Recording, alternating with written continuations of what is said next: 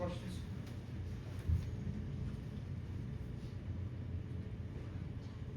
Joe, what do you make of Derrick's play to start the season and the kind of shots he's getting in a new role so far? I think he's playing well. You take a look at what he's asked to do, his defensive effort, his ability to create for himself and for others. I think it's just again just him continuing to grow and get better, and us as coaches work with him and put him in good spots. But he's a competitor and he wants to do a lot. So and that's the thing I told all these guys is like, I don't really care about the numbers or the adjustment to that. Is like you're defined by so much more than that, and what we need you to do goes beyond a percentage or shots or whatever the case may be. And he's a guy that's defined by his competitiveness and making plays for us on both ends. As a shooting streak like that continues, I know you're big on it looks like they're good shots, not really changing much there, but what can you guys do as a staff to get them going?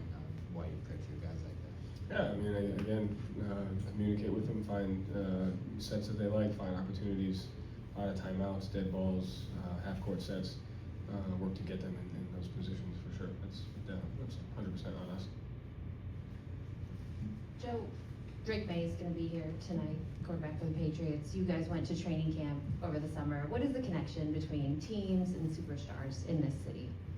Yeah, I think it's more just the respect, one that you have. Two, I think just the perspective and the understanding is, we all carry a expectation and a responsibility in this city to be successful and to move it along, and having perspective, having leadership conversations, experiences, all those things go into that. So it's something that's important, and glad they'll be here. Joe, you currently rank second best pick and roll defense in the NBA. What are you doing so well in that regard?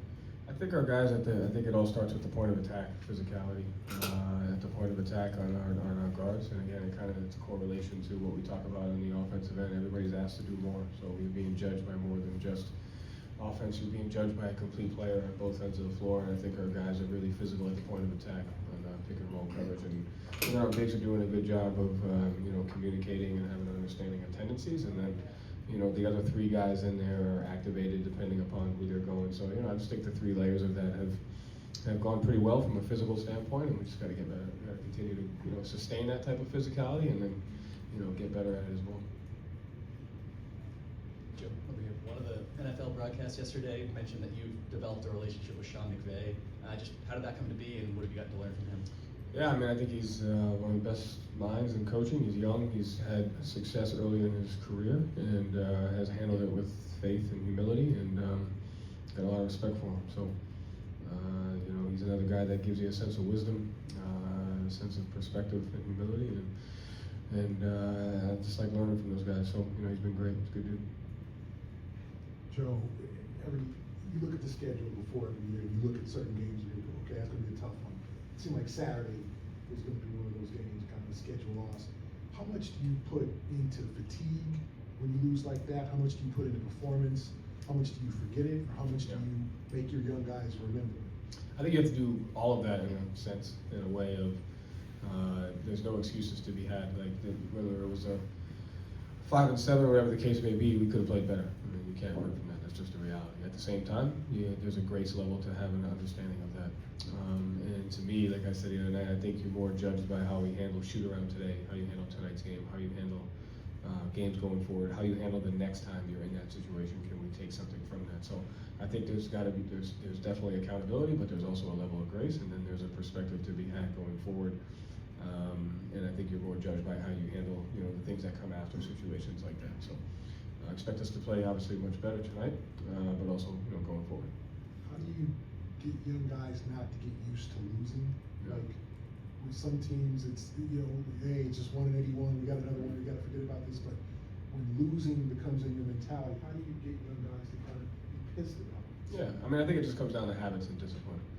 And again, I think it's judged by losing we lose every day. Everybody loses every day, and you're more judged by how you respond to that. And to me, what your mindset is coming into shoot around the next day. First, your mindset coming in on an off day. Like, what are you doing to get better on those days? What are you doing to come back in on your shoot around? What's our mindset? What's your mindset tonight? What's your mindset tomorrow? Like, to me, it's it's you know, there's an accountability piece to there, no question, but there's also a habit and a disciplined approach that you have to take, really regardless of the result. And I think coaching that process of that is much more important, and can lead to you know, longer term things that, you know, benefit from a good habit, good discipline, a good mindset, as opposed to what you're talking about. Coach over here. With a player like Mimi Escada, I mean, when he steps on the court, how does he impact the game in ways that maybe not everyone might see, but some ways that stand out to you?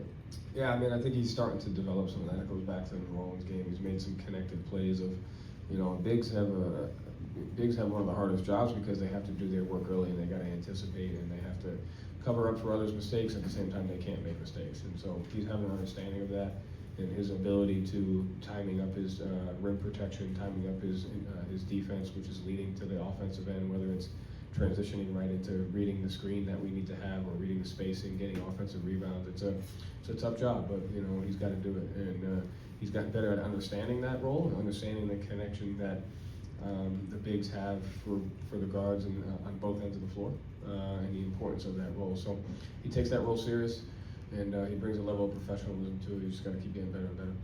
Last question. How did Austin Ainge impact the organization in your crossover with him? Is he here tonight? No. He didn't want to show up. He's been great. I mean, the whole Ainge family. You know, me personally. You know, one of the reasons why I'm here is because of them. And then I think, you know, Austin has had great perspective.